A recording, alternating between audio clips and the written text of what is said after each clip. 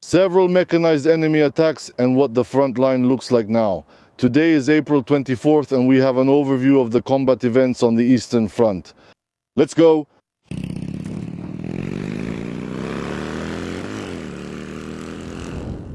I've said it many times already. The time has come when we can destroy the occupier on our land.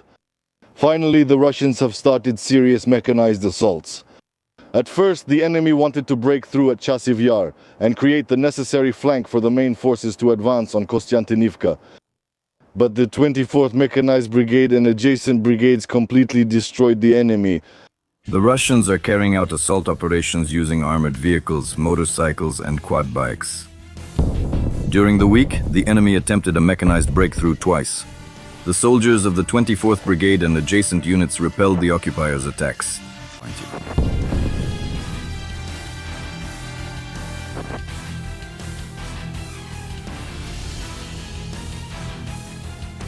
Enemy losses for the week.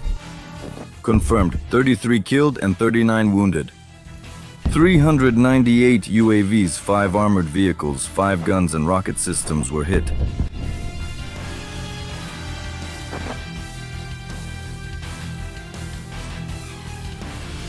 Also, 11 motorcycles and ATVs, 10 vehicles, 12 field depots, 19 communication antennas, electronic warfare systems, and fortifications.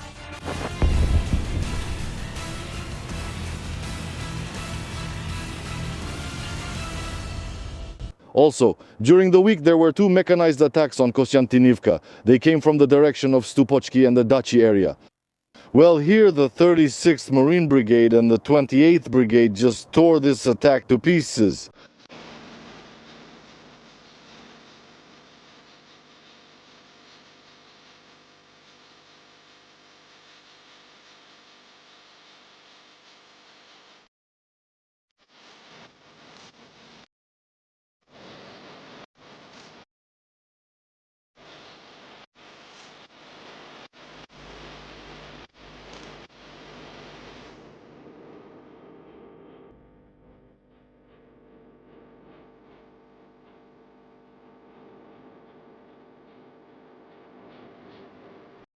In the areas of Ilinivka, Stepanivka and Rusin-Yar, the Russians continue their 2-man motorcycle runs and occasional solo advances deep into our positions. But the 93rd Kolodny Yar Brigade continues to effectively give the Russians cold feet.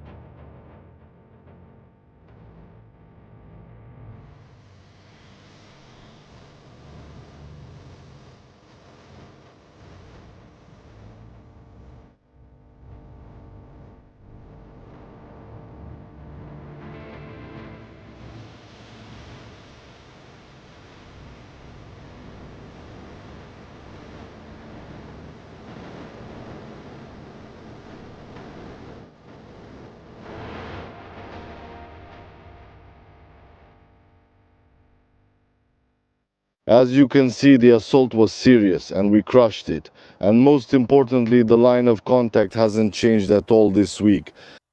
This is already a small but a victory, and with victories like these we'll drive the Russians off our land and there will be peace. Why won't the Russians win? There's another factor regarding the quality of their manpower. I often visit the 36th Marine Brigade. They are the ones holding the line best, and Kostyantynivka in one of the sectors. And they constantly capture Russian soldiers, who then live with them in the rear for several weeks until they're taken away for a prisoner exchange. So our soldiers talk to them, tell them about the Holodomor, how the USSR and Germany attacked Poland, and other facts that are kept quiet in Russia. So, about the quality of Russian soldiers, all those who were captured, they somehow preserved. They were troubled, either from prison or facing prison, or had some other run-in with the law. There are no ordinary workers, scientists, or businessmen at all. The last one was a young guy. He completed his mandatory military service in Russia, and his father is serving a life sentence in prison for murder. And they tell him, just like in Soviet times, that in order to restore his family's honor, he needs to sign a contract and go to war. And they also promised him some perks, saying that he would be given an additional 2 million rubles as a one-time payment. They paid him. Well, the result is he signed a 2-year contract, but they only paid him 200,000 rubles. And the only lucky thing was that on his first mission our guys captured him and he stayed alive. And there are quite a few different factors like this that don't work in the occupiers' favor. That's why we're successfully destroying them now, just in large numbers. Well, we'll continue to defend our country. Support the armed forces and we will definitely win, because we are invincible. Glory to Ukraine, glory to the armed forces, glory to the volunteers, and Putin is an asshole.